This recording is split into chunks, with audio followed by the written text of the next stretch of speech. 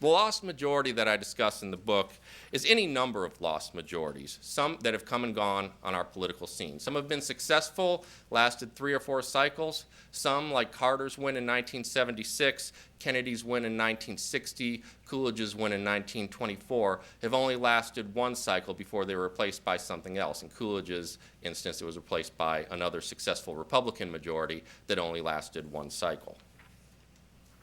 It wasn't just Obama.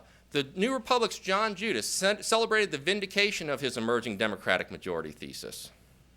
We can go on and on. Harold Meyerson exhorted the president-elect to bring on the New Deal, while Paul Krugman said it all with the title of his post-election column, Franklin Delano Obama.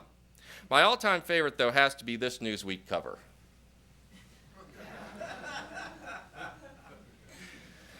As Rick Perry might say, oops. Things didn't turn out this way. The easy answer to why that's the case is Obama overspent, Americans turned against his health care bill, and the Tea Partiers brought about a resurgent American right that helped derail his congressional majority. All this played a role, to be sure. But this begs a more fundamental question. If Obama had really assembled an FDR-like coalition, he should have been able to overcome these forces.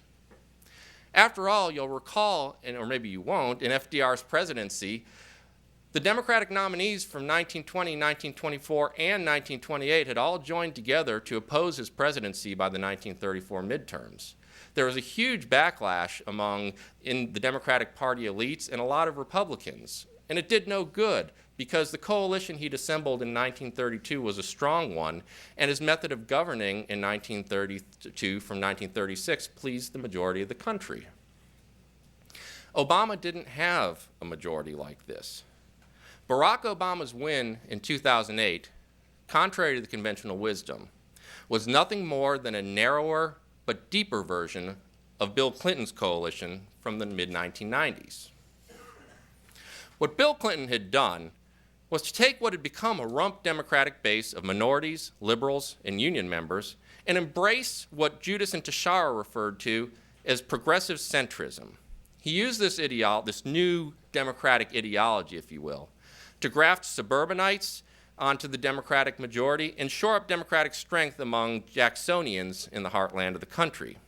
These latter voters, who are some of my favorite people in America to study, were white Southerners, largely of Scotch-Irish descent, who had largely stuck with the Democratic Party through the 1960s and 1970s.